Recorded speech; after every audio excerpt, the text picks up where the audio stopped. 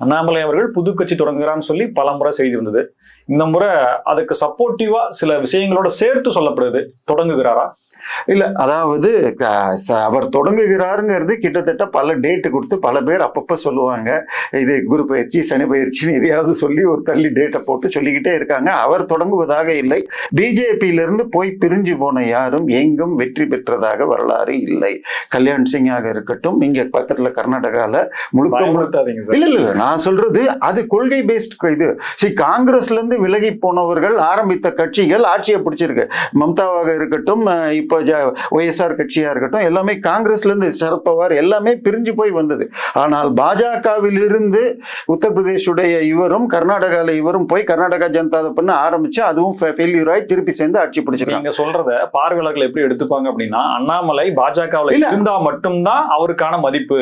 இல்ல நான் சொல்றது கொடுக்கப்பட்டாலும் கொடுக்கலைனாலும் அவர் இங்கதான் இருக்கணும், வெளியில போக கூடாது, போனா அவருக்கு மரியாதை இல்லைன்ற மாதிரி.